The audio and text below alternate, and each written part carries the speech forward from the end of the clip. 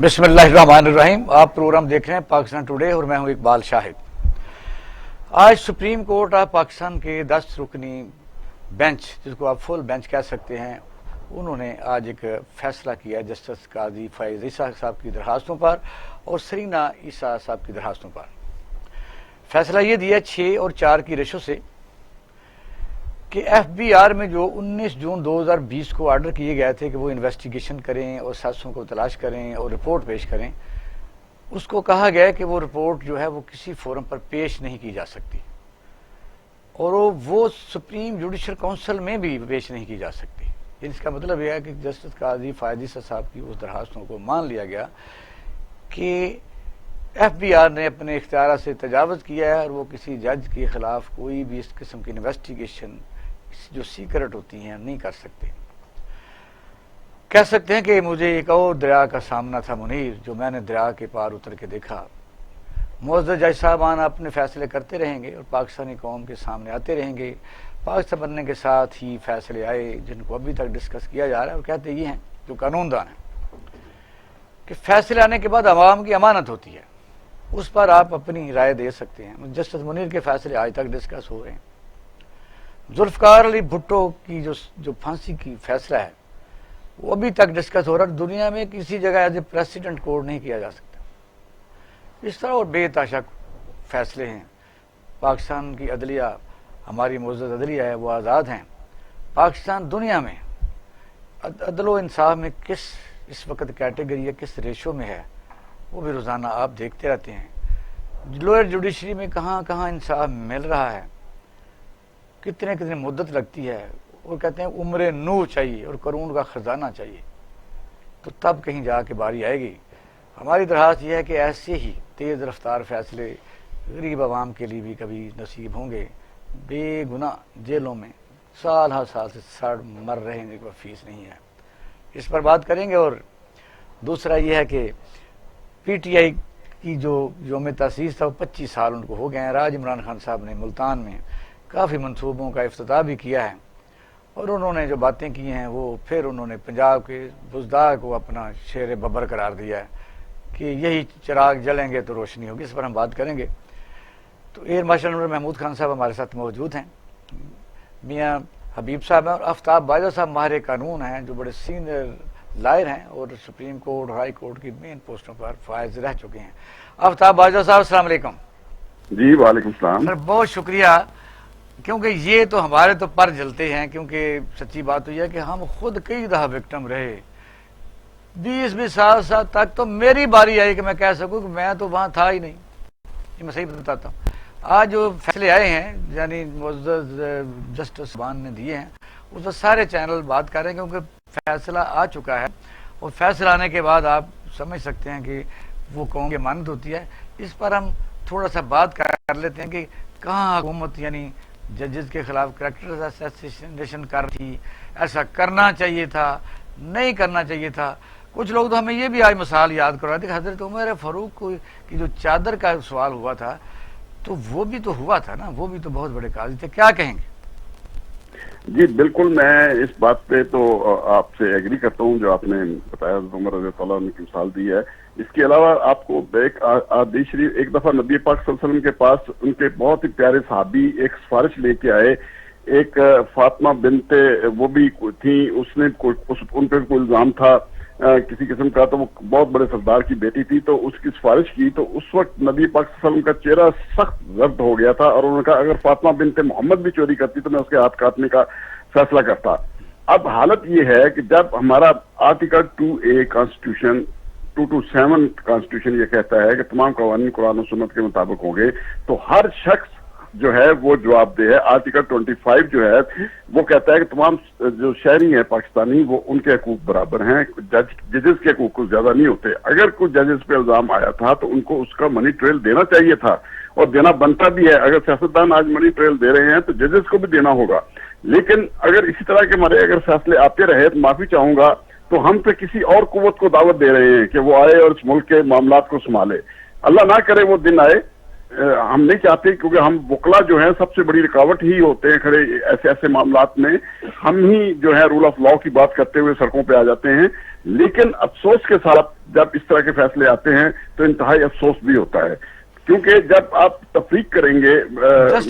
Justice Yahya Afridi साहब ने तो एडिशन नोट में लिखा है कि ये किसी किस्म की कोई इंक्वायरी किसी फोरम पर भी नहीं आ सकती, और फिर सुप्रीम जुडिशल काउंसिल में भी इस पर नहीं कुछ कार्रवाई हो सकती, उसमें ये भी लिखा। तो अगर कोई इस तरह की बात है तो फिर तमाम जितने नैब के केसेस हैं जो सियासतदानों में बने, वो सारे विड्रॉ करके उनको भी फारिग करें, उनको भी आजाद करें, फिर उनकी जरूरत ही नहीं रह जाती कहीं भी। इस तरह के अगर फैसले आएंगे तो यही फैसले ये आपने बड़ा सवाल किया, बड़ा जबरदस्त, क्योंकि मैं तो करने वाला था कि आपने कहा नैब, ये नैब का अब कुछ जरूरत रह जाती है? बस आपके और मेरे कोई असासे मेरी बेटी का मेरे भाई का को निकाल ले तो एज ए प्रेसिडेंट है तो अच्छा है, क्योंकि सारे मुल्क बच जाएगा, आप आजाद ना घूमेंगे, क्या फर्क पड़ता है? मेरा तो ख्याल ये बेहतर है। नहीं, लेकिन एक बात ज़हन में रखिएगा इकबाल साहब, आप बहुत सीनियर आदमी हैं। इस मुल्क के अंदर जो मौजूदा हुकूमत है, देखिए किसी भी हुकूमत की रीढ़ की हड्डी जो होती है वो होता है लॉ डिपार्टमेंट। अब ना तो इनकी वफाक में कोई हुकूमत है काफ लीग वालों की, ना ही पंजाब के अंदर सूबा बहुत बड़ा है इनकी हुकूमत है, ऊपर MQM की है, नीचे काफ लीग वालों की है। इनके पास वो शोभा ही नहीं है जिसने सारे कानून ही नहीं है इनके पास, ये ठीक कह रहे हैं आप जी।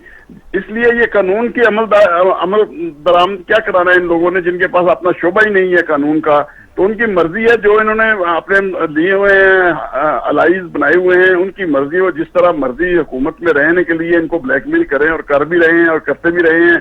और यहाँ तक कि जो प्रोसिक्यूटर हजरात जो नैब के अंदर वही नून लीग के लगे हुए हैं अभी तक आ रहे हैं, तो समय से बातें बाहर है, मेरिट पे कुछ नहीं हो रहा। जबकि प्रोसिक्यूशन ब्रांच हमारी पंजाब के अंदर अलहदा बन गई हुई है, प्रोसिक्यूटर जो है वो उनका इम्तिहान होता है बकायदा पब्लिक सर्विस कमीशन में, वो भी नहीं आ रहे। जब लॉ का शोबा ही इनका कमजोर है इस हुकूमत का, तो इसने क्या करना है आगे जाके? अच्छा बाजा साहब, इस फैसले के जो जिन असरात हैं वो मियाँ नवाज शरीफ साहब तो यही इल्जाम है, तो उनके बेटों की प्रॉपर्टी है, उनकी बेटियों की है, मियाँ शहबाज शरीफ साहब हैं या जरदारी है, फिर वो इसको एज ए प्रेसिडेंट तो उनको फायदा पहुंच सकता है, मेरा ख्याल कि नहीं पहुंच सकता? पहुंच नहीं सकता, मैं समझता हूँ उनको फायदा पहुंच चुका है इससे। अच्छा, इस फैसले से ये सुप्रीम कोर्ट के देखें 6 सीनियर जजेस ने ये फैसला कर दिया है, 4 ने अगर इख्तलाफ किया है तो एक अलग बात है, लेकिन फैसला सुप्रीम कोर्ट का माना फैसला कहा जाएगा ना, वो मतलब जब अक्सरियत फैसला है तो सुप्रीम कोर्ट का फैसला कहा जाएगा। जी बिल्कुल, कल को नवाज शरीफ भी कह सकता है कि जी मेरे बच्चों से आप कौन होते हैं हिसाब लेने वाले, आप एक जज के बच्चों से हिसाब ले नहीं सके तो मेरे बच्चों से कैसे आप ले सकते हैं? ये एक मिसाल तो बन गई है। अब चलो प्रेसिडेंट क्रिएट हो गया, इसका मतलब कि जो जो जो नैब में इस वक्त सैकड़ों की तादाद से, बल्कि आज एक रिजवान है उनको भी चीनी की जो इंक्वायरी कर रहे थे उनको हटा दिया गया। जो ये छोटे छोटे बेचारे लोग फंसे हुए थे वो भी साथ एक कागज लगा के हो सकता है कोई उनको कोई फायदा पहुंच जाए। जी यही होगा जनाब, मैं ये समझता हूँ ये जो फैसला है इसमें आने के लिए इस आइंदा जो हो गए इसके सम्राट आप देखेंगे, इसके बहुत बड़े मुल्क के अंदर सम्राट होंगे और इसके असरात भी देखेंगे। और इसके जो है इस फैसले की रोशनी में बहुत सारे हम वकील हजरात, यही तो प्रेसिडेंट जो हमने बुक्स अपनी इतने से बड़ी हमने अपनी लाइब्रेरी PLD में आ गया ना, PLD में आ जाएगा फैसला तो आ गया। जी बिल्कुल, ये एक मिसाल दे के हम अपने मुल्ज़म सारे बरी करवाएंगे। ठीक है भाई साहब, बहुत शुक्रिया। बड़ी हाँ एयर मार्शल साहब सवाल आपसे करना चाहते हैं, मार्शल साहब सवाल करें। जी जी बाजवा साहब सलाम अलैकुम। जी वालेकुम सलाम। अच्छा, पिछले दिनों से मतलब पिछले काफ़ी अरसे से आजकल हमारे मुल्क में एक बड़ी अजीब व गरीब इस्तिलाह चली थी जो मुझे आज तक समझ नहीं आई थी।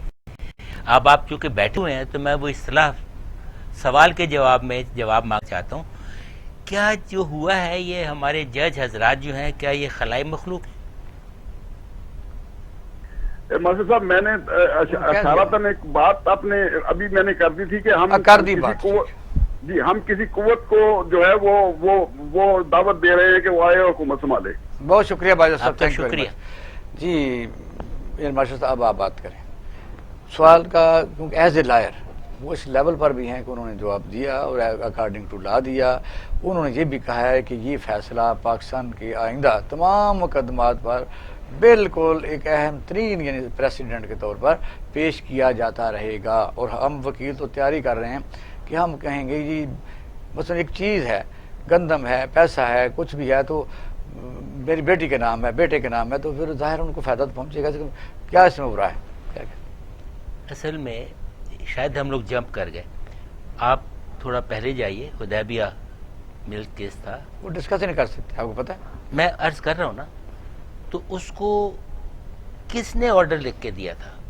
کیس کو تو نہیں ڈسکس کر سکتے, میں جس نے آرڈر لکھ کے دیا وہ نام تو لے سکتے ہیں. تو پہلے جیسے کہ یوں بھی آپ کو پتہ ہے گائیڈ لائن آتی تھی اس میں, جی جی جی یہ پاکستان کی تاریخ ہے. ایگزیکٹلی. تو اب جب وہاں پہ لکھا گیا تھا کہ آپ اس کو نہیں ڈسکس کرتے, ہم نہیں ڈسکس کر رہے چونکہ انہوں نے حکم دیا ہے, مگر یہ حکم کس نے دیا یہ تو نہیں لکھا نا کہیں کہ جی کس نے حکم دیا تھا. سپریم کورٹ کا کہا جائے گا, کسی صاحب نے تو اس میں اٹ واز سنگل بینچ. تو وہ سنگل بینچ کا کون تھا ممبر؟ قاضی صاحب تھے. Thank you. اب کہنے کی بات یہ, اگر یہ دو فیصلے ہوئے ہیں اور آپ دونوں فیصلے ڈسکس نہیں کر سکتے, اور پاکستان کی تاریخ میں تقریباً یہی دو ہیں, تو اگر یہ تاریخ تو اس کو بس ظاہر جب وہ کلا صبح پریسیڈنٹ کے طور پر کاغذات لگائیں گے تو لگائیں گے, جب پی آر ڈی میں آ گئی اس میں کون سی بات ہے. نہیں, میں آپ سے عرض کر رہا ہوں, اب جس پولیٹیکل سچویشن میں راؤ صاحب ہیں لائن پر, جس پوزیشن میں ہم لوگ ہیں, انسٹیبلٹی ہے, اکنامک اسٹیبلٹی ہے, پولیٹیکل انسٹیبلٹی ہے, کچھ معاملات انسٹیبلٹی تو ہے, انسیکیورٹی بھی ہے. انسیکیورٹی مین جو ہے, جو میں نے ترجمے مختلف دیکھے ہیں, وہ یہ ہے کہ آدمی کو یہ سمجھ لگتی ہے کہ میں نے مرنا نہیں ہے, میرے پاس رزق کم ہے, تو انسیکیورٹی اور ذرا جمع کر لوں, ہو سکتا ہے وہ ختم نہ ہو جائے. نہیں, آپ اکنامک انسیکیورٹی کی بات کر رہا ہوں, میں ایموشنل انسیکیورٹی کی بات کر رہا ہوں. بعض لوگ ایسی جگہ پہنچے ہوئے ہیں, ان کو پتہ نہیں ہے کہ اس کے بعد جائیں تو کہاں جائیں.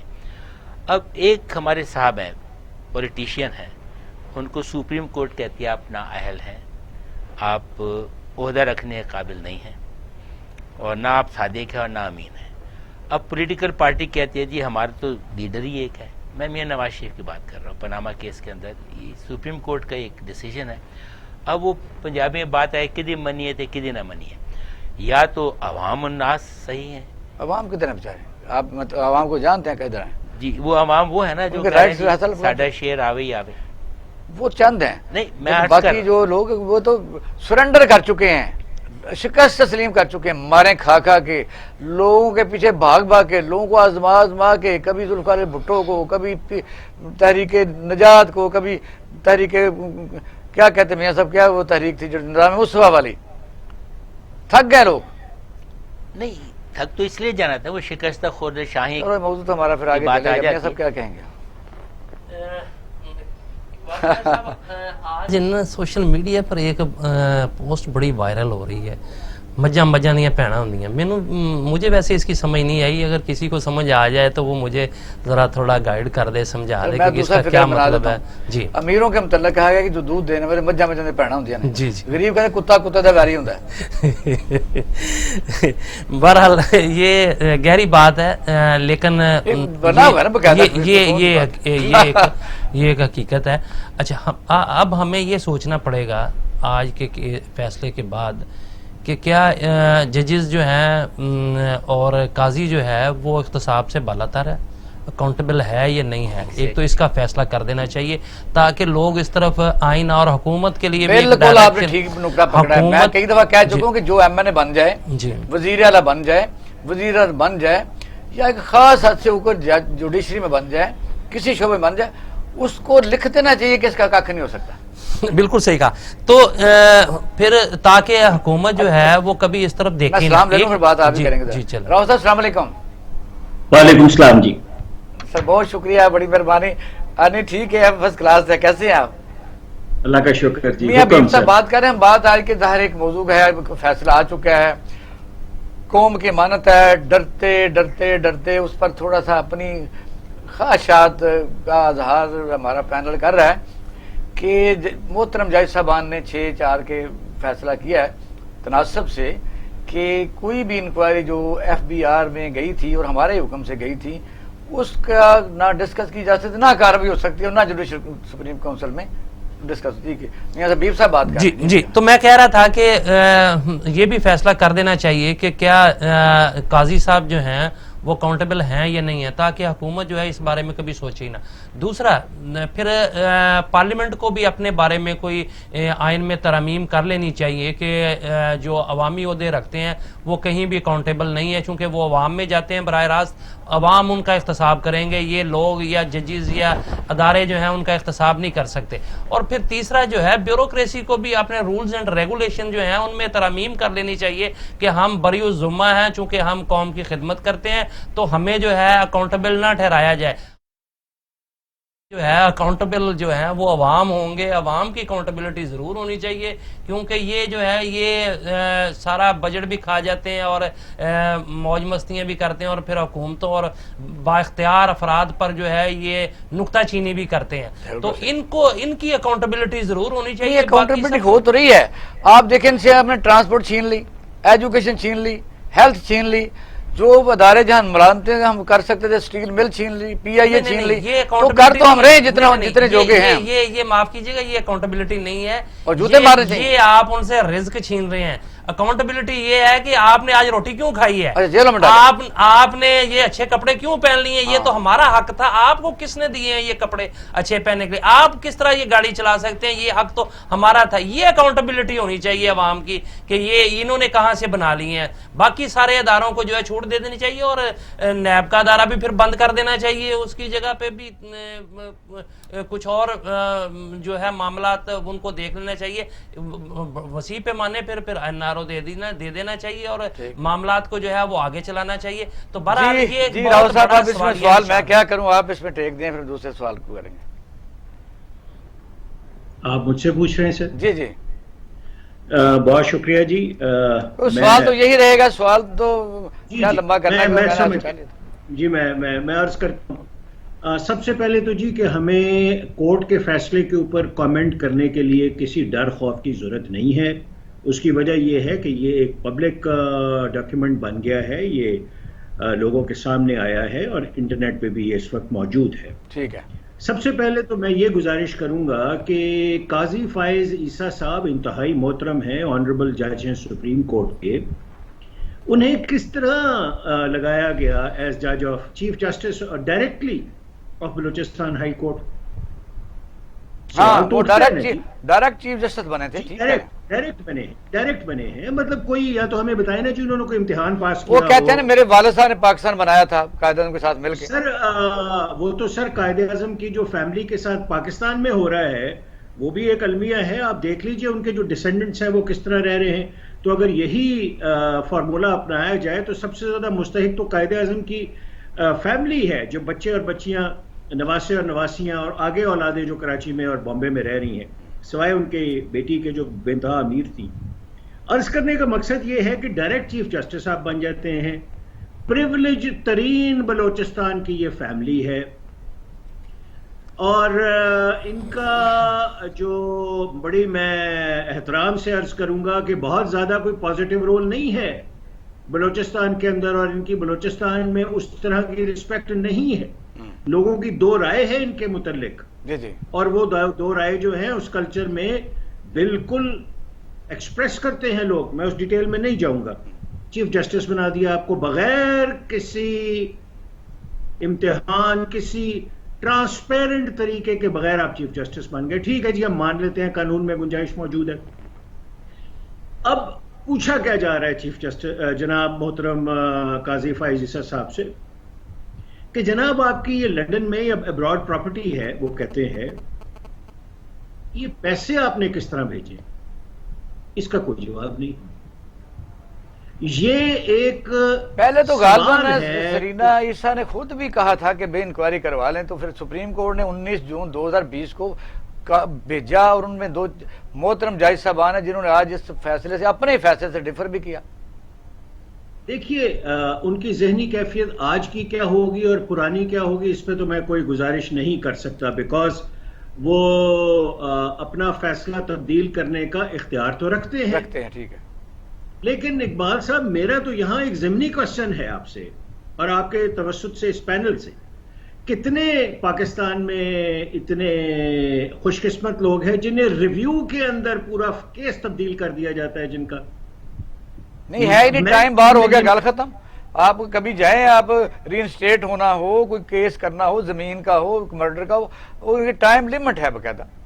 سر ٹائم لیمٹ کے علاوہ ریویوز میں جب آپ جاتے ہیں تو merits of the case discuss نہیں ہوتے, merits of the decision discuss ہوتے ہیں, اور اس کے اندر آپ نے پورا فیصلہ تبدیل کر دیا. بہرحال یہ ایک بہت مشکل طرف ہے جس پہ اٹارنی جنرل کو بات کرنی چاہیے یا وزیر قانون کو بات کرنی چاہیے.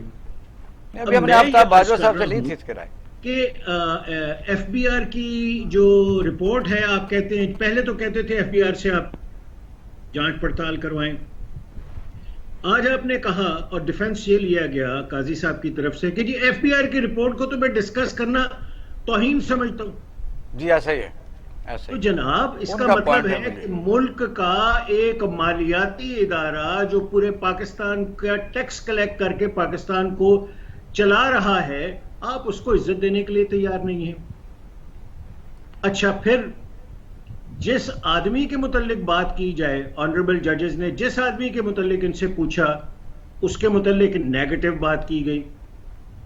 شہزاد اکبر صاحب ہوں، فروغ نسیم صاحب ہوں، ان کی ایک سرکاری حیثیت ہے، پریزیڈنٹ آف پاکستان ہو، ان کی نہیں، ان سرکاری کو تو پھر کانسیکوینسز بھگتنے پڑیں گے نا. آپ دیکھیں گے نیکسٹ کیا ہوتا ہے، کیونکہ کہا گیا میں اب یہ سمجھ رہا ہوں اقبال صاحب، میں آگے کی چیزیں دیکھ رہا ہوں، باقی تو ڈسکشن ہم انشاءاللہ اور بھی کریں گے. میں سپریم کورٹ آف پاکستان کے اندر بدقسمتی سے ایک ڈویژن دیکھ رہا ہوں، اور یہ ڈویژن جو ہے یہ اب شخصی ڈویژن میں چلی گئی ہے، کیونکہ آنریبل ججز جو ہیں کئی وہ اس بینچ کے اندر بات کرتے ہوئے بھی ایک دوسرے سے کتراتے تھے اور کئی بار اٹھ کے چلے گئے اور انہوں نے ایک اٹھ کے بھی دوسرے چلے کے گئے، خلاف ایسا ہی ہوا ہے. سخت باتیں کی ہیں. میں اس میں نہیں جا سکتا، ہمارے لیے کپڑے بہت قابل احترام ہیں، لیکن جناب یہ نہیں ہو سکتا کہ پاکستان تباہ ہو جائے، ملک بالکل لیرا لیر ہو جائے اور ہم کہیں جی اداروں کا بڑا ادب ہے. بالکل ادب کرتے ہیں، سر تسلیم خم ہے، لیکن یہ جو نہیں ہو فیصلہ سکتا. ہے راؤ صاحب، آپ دیکھیں گے اس فیصلے کے جو آئندہ اثرات آنے والے ہیں، یہ میاں نواز شریف کے فیصلے پر بھی اثر انداز ہوگا. نیب میں جتنی بھی انکوائریز ہیں، ان کی فیملی کے ایسٹ جن کے خلاف انکوائریاں ہو رہی ہیں، اس پر ایز پریسیڈنٹ ان کو بینیفٹ ملے گا. اور جتنے ادارے انویسٹیگیشن کر رہے ہیں کہ جو یہ لوٹا ہوا مال ہے، کرپشن ہے، بیہائنڈ دا مینز ہے، تو وہ ظاہر ہے پھر صاحب کو فائدہ تو مل جائے گا. دیکھیے یہ تو پرسپیکٹو تھنکنگ ہے کہ میاں نواز شریف صاحب کو کتنا فائدہ جائے گا اور نیب کتنی غیر نہیں فعال ہو وہ جائے کلا کہہ رہے ہیں کہ آج ہی اپنا آفتاب باجوہ صاحب لائن پر تھے، ہم نے 10 منٹ پہلے لیے تھے. جی انہوں نے کہا کہ ہم تو صبح لگا دیں گے چیزیں صاحب، جب آگے پی ایل ڈی میں پریزیڈنٹ ہے، اس میں کون سی بات ہے. درست فرما رہے ہیں باجوہ صاحب، انتہائی زیرک انسان ہیں، قانون کو سمجھتے ہیں، اور ڈیفینیٹلی ایک یہ بھی تو ہو سکتا ہے نا اقبال صاحب کہ ایک گراؤنڈ بنائی جا رہی ہو ایک بڑی گیم کے لیے. ہاں یہ بھی ہو سکتا ہے. اس کو آپ نظر انداز تو نہیں کر سکتے، کیونکہ ہمارے ہاں کوئی چیز میرٹ پہ ہونے کا تصور تو نہیں ہے ہمارے ہاں. بس راؤ صاحب اب اتنی ہی بات اس لیے کر سکتے ہیں، وہ بھی اس لیے کہ آپ نے بالکل درست کہا. اسی آپ کے پوائنٹ آف ویو سے ہم نے بات کی کہ جب فیصلے آ جاتے ہیں تو قوم کی امانت ہوتے ہیں. جسٹس منیر ہو یا ذوالفقار علی بھٹو صاحب کا کیس ہو یا اور کئی کیسز ہوں، جنیجو صاحب کا کیس ہو، بے نظیر کا ہو، اور پھر میاں نواز شریف گرین اسٹیٹمنٹ کا ہو، تو بعد میں ڈسکشن سے تو کبھی نہ کبھی تو انہوں نے ہونا ہوتا ہے. ملک سب سے اہم ہے. اچھا، اس کے اثرات جو ہے نا، آگے چلنا ہے. پھر اگر آپ لائن پر آج ہمارے ساتھ مہربانی کریں گے. جی میں لائن پہ ہوں. جی باشد صاحب، اب بات یہ ہے کہ جس طرح راؤ صاحب نے کہا ہے کہ یہ ایک گیم کا کچھ چھوٹا سا حصہ ہو سکتا ہے، گیم جو آن ہے بڑے گیم کا بڑی گیم ہے. جی، کہاں گیم چل رہی ہے، کہاں سازش ہو رہی ہے. یہ ہمارا پیارا ملک جو ہے کورونا کی وجہ سے آپ کے سامنے معیشت کہاں جا رہی ہے. اور میاں حبیب صاحب نے درست کہا ہے کہ اس ملک کو لوٹنے والے وہ ننگ تڑنگ عوام ہیں جن کو روٹی نہیں مل رہی، مکان نہیں ہے، نوکری نہیں ہے، بے روزگاری ہے اور بھوک ننگ ہے، وہ انہوں نے لوٹا ہے. یہ بات تو صحیح انہوں نے کی ہے. کیا کہیں گے؟ اس سے پہلے میں ایک سٹیٹمنٹ پہ ابھی تک غور کر رہا تھا کہ اب اس کا کیس سے کوئی تعلق نہیں ہے، اور راؤ صاحب نے بڑی خوبصورت بات کی تھی. بھی ان صاحب کا جب اچانک چیف جسٹس بن گئے تو بیک گراؤنڈ کیا تھا اور اب پوزیشن کیا ہے. ان کا ایک کلیم ہے کہ انہوں نے یا ان کے خاندان نے قائد اعظم کے ساتھ مل کر پاکستان بنایا. تو ایک ہسٹوریکل فیکٹ چھوٹا سا میرے ذہن میں آیا کہ جب قائد اعظم کوئٹہ آئے اور کوئٹہ سے زیارت گئے اور وہاں کچھ عرصہ رہے، تو جو بھی ملنے آتا تھا اس کا نام وزٹر بک میں ہوتا تھا. یہ فیملی اور ان کے والد صاحب سو کالڈ ان کے دست راست تھے، وہ باحیات تھے. ایک دفعہ بھی وہ انہیں وزٹ کرنے گئے تھے؟ اس میں نام نہیں ہے. یہ میں یہ سوال اٹھا رہے ہیں. میں ایک سوال اٹھا رہا ہوں. اب یہ نہیں بڑا اہم سوال ہے جی مجھے اس کا جواب مجھے قائد اعظم اندازہ کو ہے بلا وجہ تو کوئی مل نہیں سکتا تھا، لکھا ہوتا تھا بلا وجہ نہیں. یاد رکھیے وہ قائد اعظم عوامی آدمی تھے اور انتہائی زیرک سیاستدان، ڈسپلن تھے جس کو ٹائم دیا اسی کو ایکسٹریملی دیا. ڈسپلن تھے. اور جو بندہ ان کا دست راست ہو، جنہیں مل کے پاکستان بنایا ہو اور لایا ہو، تو کیا اس کو ٹائم نہیں دینا تھا انہوں نے؟ جبکہ پتہ نہیں کہاں سے اگر ڈاکٹر آئے ہیں تو ان سے 50 دفعہ اپالوجی کیا جی میں آپ کو میرے لوگ بلا کے لائے ہیں علاج کے لیے، آپ کا میں بہت بہت مشکور ہوں. تو یہ کس طرح ہو سکتا ہے؟ اور بہت سارے لوگ تھے جو آنا چاہتے تھے، ان کا نام بھی اس کے اندر وزٹرز بک کے اندر کہ جناب وہ آنا چاہتے تھے اور اس وجہ سے وغیرہ. تو میں صرف چونکہ یہاں تاریخ کے تو میں چاہوں گا کہ ہم اس پہ بجائے سے کہ میں جواب دوں، اب ہم آگے بھی چلتے ہیں. اب آپ کا سوال تھا سوری، ہاں تو اس پہ آ جاتے ہیں کہ کیا اب ہمیں اس موضوع کے اوپر رہنا چاہیے. میرا خیال ہے یہ موضوع اب تبھی ڈسکس ہوگا، یہ تو تازہ خبر اس کی ہے، کل جب وکلا حضرات اس کے اوپر ہاں یہ کل زیادہ الیبوریٹ ہوئے گا نا جی پھر اس پر بات کریں، کیونکہ وہ کہتے ہیں شاخ نازک کیا ہے، کہ لوگوں کو طاقتور بھی لوگ بڑے ہیں، غصہ بھی بہت زیادہ ہے، اور اس ملک نے پتہ نہیں ہے کہ یہاں نہ ہوتے تو وہاں انڈیا میں کوئی جھاڑو پھیر رہا ہوتا، کوئی کسی ہندو کی دکان کے اوپر 2.5 من کی بوری اٹھا کے پھیریاں لگا رہا ہوتا.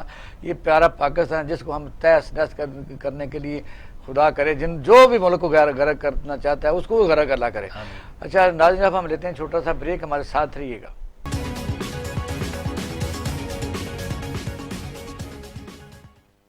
ویلکم بیک ناظرین، آپ پروگرام دیکھ رہے ہیں پاکستان ٹوڈے. وزیراعظم پاکستان ملتان کے دورے پر ہیں اور انہوں نے وہاں کئی بلین روپے کے منصوبوں کا افتتاح کیا اور سیکریٹریٹ کا بھی سنگ بنیاد رکھا ہے. ان کے بقول کے 25 سالہ جدوجہد میں اس حکومت نے بڑے بڑے کارنامے سر انجام دیے ہیں. تو ہم اپنے پینل سے پوچھتے ہیں میاں حبیب صاحب کہ کون سے کارنامے انجام دیے ہیں اس حکومت؟ دیکھیں جنوبی پنجاب کے لیے تو سب سے بڑا ان کے لیے جو تھا نا وہاں سیکریٹریٹ کا قیام ہے، کیونکہ وہ لوگ بڑا سفر کر کے یہاں لاہور آتے تھے اور پھر یہاں ظاہر ہے ایک دن میں کام تو نہیں ہو جاتا، وعدہ صوبہ بنانے کا تھا نا، وعدہ صوبہ بنانے کا، لیکن وہاں میں سمجھتا ہوں انتظامی طور پر اگر سیکریٹریٹ بھی بنا دیا گیا اور ان کو وہاں ریلیف ملنا شروع ہو گیا تو یہ بھی ایک بہت بڑا کام ہے. ایک دوسرا مجھے جو آج ہوپ ایک ملی ہے نا ان سے، وہ یہ ہے پاکستان ایک زرعی ملک ہے اور انہوں نے زراعت پر پہلی دفعہ توجہ دی ہے. انہوں نے کسان کارڈ بنانے کی بات کی ہے، انہوں نے کہا ہے کہ بمپر کراپ ہوں گی اور ہم اس پر جو ہے وہ بمپر کراپ کیسے ہوں گے کہ فرٹیلائزر مہنگا ہوگا، ڈیزل مہنگا ہوگا، اس کے لیے اقدامات کر رہے ہیں نا، جس کی طرف میں آنا چاہ رہا ہوں. تو وہ بیج کے حوالے سے بھی بات کر رہے تھے اور دوسرے ایگریکلچر کارڈ اس کا بتایا نہیں کیا ہے وہ کسانوں کو قرضہ دینے کے حوالے سے ہے کہ وہ ان کو قرضے دیے جائیں گے. نہیں اس طرح سے قرضے جس طرح سے ملتے تھے، آپ تو خود اس سسٹم کا حصہ رہے ہیں، وہ کس طرح سے ملتے تھے اور کتنی مشکلات قرضہ دیتے ہیں. نہیں قرضہ دیتے ہیں، لیکن اس میں جو آسانی ہے نا، معاف کیجیے گا اقبال شاہ صاحب، اگر اس کی فرد لینا ہی جو ہے وہ پٹواری سے بغیر رشوت کے نہیں ہوتی تھی، پھر اس کے بعد جو جتنا ذلیل کرتے تھے بینکوں والے وہ بھی ہمیں پتہ ہے سارا کچھ ہے. لیکن بہرحال آپ دو چیزیں ہوتی ہیں آپ کو نا آگے بڑھنے کے لیے، ایک آپ اپنے وسائل پر توجہ دیں اور دوسرا جو اپنے اخراجات کم کریں. تو میرا خیال ہے کہ وسائل پر یہ ملک زرعی ملک ہے. دو شعبے ہیں میاں حبیب صاحب، دو شعبے جی ہیں. جی سب سے پہلے پروڈیوس کرنی، جی وہ کم قیمت پر پروڈیوس ہو، فلیٹ ریٹ بجلی ہو. جب ہم انڈسٹری کو دیتے ہیں تو فلیٹ ریٹ بجلی ٹیوبل کو دینی پڑے گی. نمبر 2، اگر ٹیوبل رجسٹرڈ ہے، آپ کسی کو سبسڈی دینا چاہتے ہیں تو ٹیوبل کو انتظامیہ کے ماتحت اس کی دیکھ سکتے ہیں کتنی کسی کی زمین ہے اور پھر ڈیزل پر سبسڈی. اچھا یہ میکنزم بنانا پڑے گا. یہ جب خراب تیار ہو جائے تو بیچنے کے لیے جو ریٹ اناؤنس کیا جائے انڈیا کی طرح وہ سے وہیں مل اقبال شاہ صاحب بات یہ ہے کہ ہم نے زرعی ملک ہونے کے باوجود زراعت پر توجہ نہیں دی. یہ ہماری نیگلیجنسی ہے، یہ ہمیں قبول کرنا پڑے گا. اور اگر دیکھیں اگر کسی نے ایک قدم بڑھایا ہے تو ہمیں اپریشیٹ کرنا چاہیے کہ اس طرف انہیں کام کرنا چاہیے. دیکھیں ہم کسی اور میں نہ ہم چونکہ پاکستان میں توانائی کا بحران ہے، نہ ہم جو ہے انڈسٹریلائزیشن اس طریقے سے کر سکتے ہیں، نہ اتنی بڑی سرمایہ کاری ہو سکتی ہے کہ ایک ہی وقت میں پاکستان کوئی بہت بڑا پروڈکٹری یونٹ بن جائے. صرف پاکستان جو ہے نا وہ فوری 6 مہینے کے اندر اندر جو چیزیں ہم ڈیولپ کر سکتے ہیں نا وہ زراعت ہے. زراعت کی فصلیں جو ہیں وہ 4-5-6 ماہ کی فصلیں ہیں, وہ اگر آج ہم اقدامات کریں اگلی فصل جو بہتر ہو سکتی ہے, اس سے زیادہ بہتر ہوتی ہے. تو ہمیں پاکستان میں جو پوٹینشیل ہے اس کو آگے لے کے جانا چاہیے, اس پہ ہمیں توجہ دینی چاہیے. ایک راؤ صاحب ویسے یہ تو کہ حصہ تھا جو میاں صاحب نے بتایا کہ جی وہ زراعت ہے, لیکن یہ بات جو ان کے لوگوں کو کرنی چاہیے, لیکن ایز اے میڈیا یا ایز اے اینکر پرسن یا ایز اے یعنی اینالسٹ بھی اگر ہوں تو ہمیں یعنی ہم نہ تو کسی کو وکالت کرتے ہیں, لیکن انہوں نے جو وی آئی پی کلچر سے مراد میری یہ ہے کہ جو 6 چیف منسٹر ہاؤس بنے تھے, پرائم منسٹر ہاؤس میں پیسے خرچ ہوتے تھے, جہاں بچت ہو سکتی تھی, یہ علیحدہ بات ہے کہ پالیسی میکنگ میں کافی پرابلمز ہیں. کیا ڈائریکشن صحیح ہے؟ دیکھیے جی, یہ خان صاحب کی حد تک تو انسان کو ان کو دیکھ کے اطمینان ہوتا ہے کہ اس 2.5 سال میں پرانے چیف پرائم منسٹرز جو رہے ہیں انہوں نے اور ان کے چیف منسٹرز نے $2.5 ارب تو کہیں گئے نہیں تھے جو انہوں نے وہ بنا چکے تھے اس پیریڈ کے اندر, اور ان کی بیرون ملک دولت جو ہے اس 2-2.5 سال میں نام لیے بغیر عرض کروں گا بے انتہا انکریز ہو چکی تھی.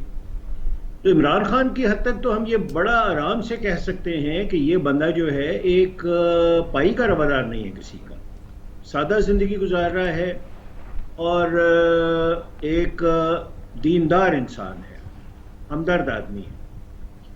اس میں تو کوئی شبہ نہیں ہے. اس کے دشمن بھی تعریف کریں گے اس کی کہ اس کے اوپر مالی کرپشن کا کسی قسم کا کوئی الزام نہیں ہے. اب بات آتی ہے کہ اپوزیشن جو ہے ان کا رویہ کیا ہے اور ان کے ساتھیوں کا رویہ کیا ہے. خان صاحب کام کرنے کی بھرپور کوشش کر رہے ہیں, لیکن 3 فیکٹرز ان کے شدید خلاف ہیں. بیوروکریسی ان سے نہیں سنبھل پائی, بیوروکریسی کا اعتماد وہ حاصل بیوروکریسی تو آپ خود بڑے آپ براس پر ہیں, بیوروکریسی کرے کیا بتائیے کہ جب وہ چینی کے متعلق کمیشن بنتا ہے تو جب وہ کسی جگہ جاتا ہے تو وہ کہتے ہیں جی چینی صرف رمضان شریف کے لیے اٹھا لیں 1,55,000 یعنی ٹن ہے, 25,000 رپورٹ ہے چکن کمیشن کی بھی پڑی ہوئی ہے. بھائی انتظامیہ اگر کسی کو چینی فراڈی سے یعنی ذخیرہ اندوز سے اس کو جوتے مار کے نکلوا ہی نہیں سکتی, اس کے لیے بھی آرڈر کا انتظار ہے. تو بیوروکریسی سے ڈری ہوئی ہے بیچاری, کہاں سے ڈری ہوئی ہے آپ کو پتہ ہے.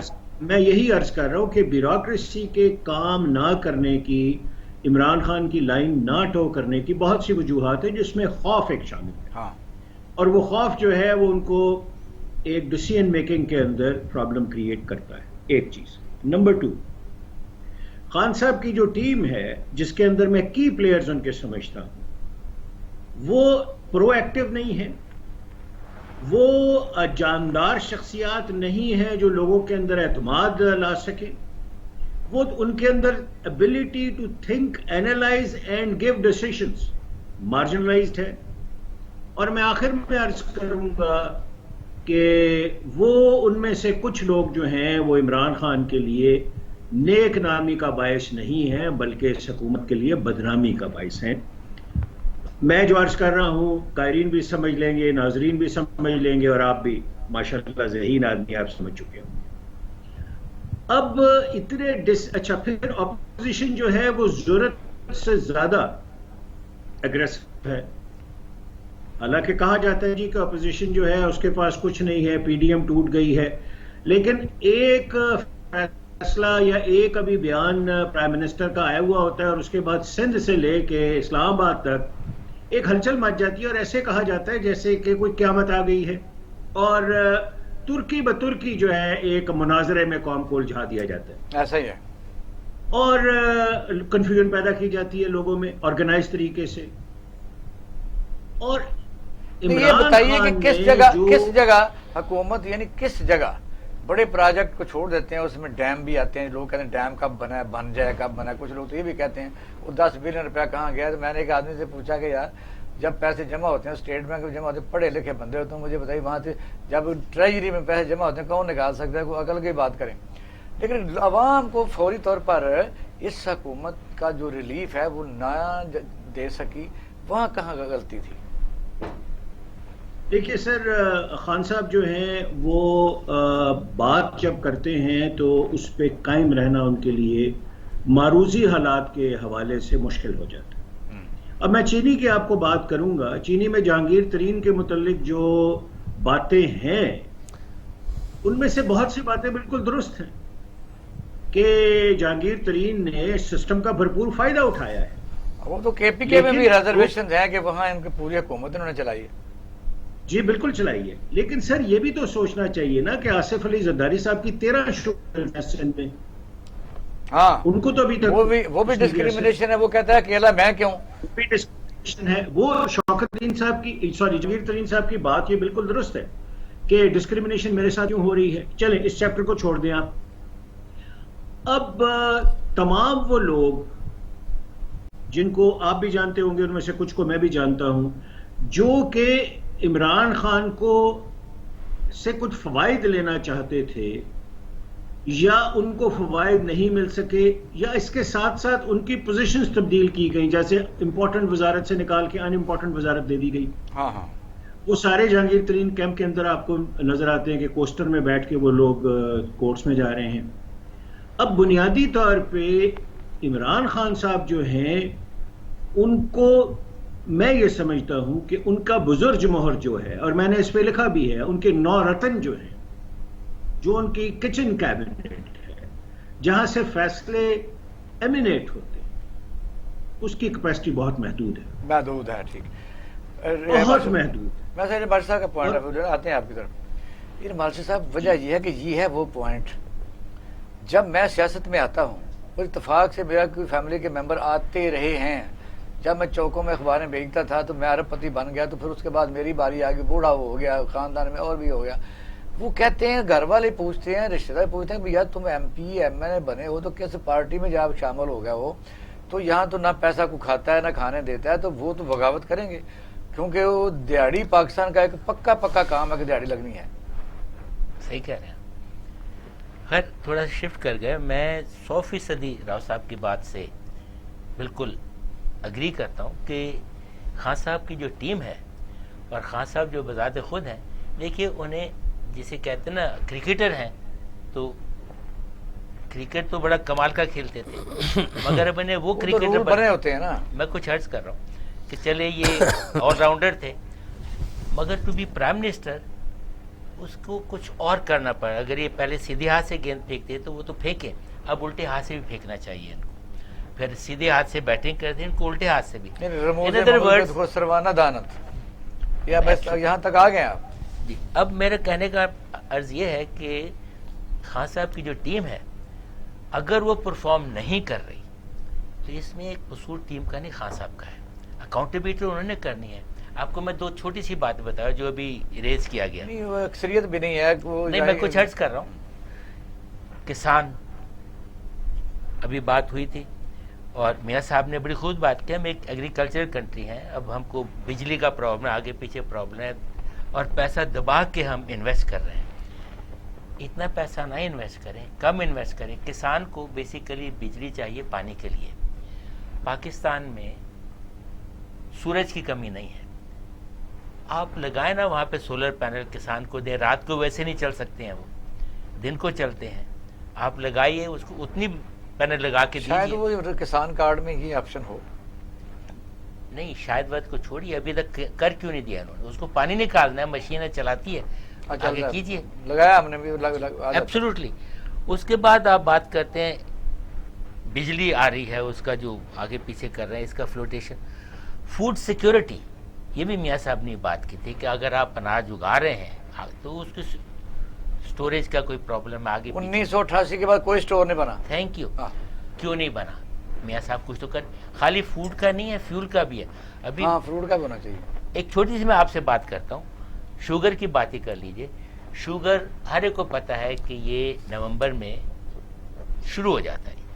اب اگر کرشنگ سیگمنٹ 70 تھی، مجھے خود پتا ہے. اب جو میں عرض کرنا چاہتا ہوں، یہ جو ملیں ہیں یہ 2 مہینے انتظار کراتے ہیں، کسان کاٹتا نہیں ہے.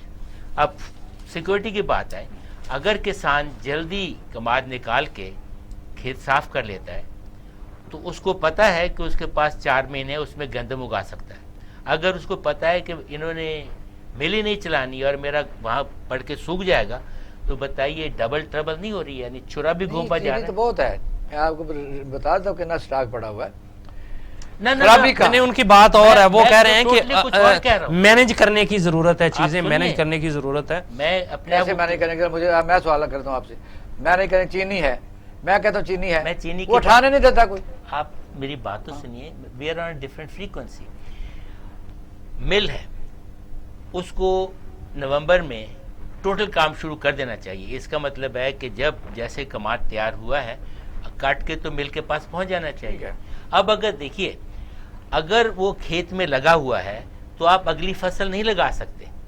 आपने पूरी अगली फसल तबाह कर दी। अगर दिसंबर तक गन्ना नहीं कटा तो अगली फसल नहीं लग मास्टर साहब, सकती। इस सीजन में मैं आपको बता 15 नवंबर को मिलने चल गई थी और कंपटीशन इतना था, गन्ने का रेट 200 था, 260 पर खरीदा गया। इसलिए उनको पता था हमने करना क्या है, हमने सट्टाबाजी करनी है, इस हुकूमत की अहलियत का पता था, उन्होंने उससे पैसे कमा लिए। ये मैं सही और ईमान दे आप अभी तक जो मैं अर्ज कर रहा हूँ, मैं तो कह नहीं मिलों पा वालों रहा। कहते को लेट देते हैं। ना ना ना, हाँ। देखिए, अगर खेत कमाद से खाली हो जाते हैं इन टाइम, तो आपके पास सीजन पूरा था कि आप लाखों एकड़ में गंदम उगा सकते थे। उगाई है, काफी उगाई है, अब काफी मुझे पता है उगाई है। उसमें एक दो मिलने ऐसी हैं जिनको इन्होंने चलने नहीं दिया, पैसे मांगे गए। मैं सही ईमानदारी, मुझे तो ऐसे ऐसे सबूत मेरे पास मौजूद हैं जो मैं खुद बात करता रहा हूँ। जी जी, वो लोगों के पास तो सारा ऑप्शन मौजूद था, ऊपर से प्रॉब्लम था।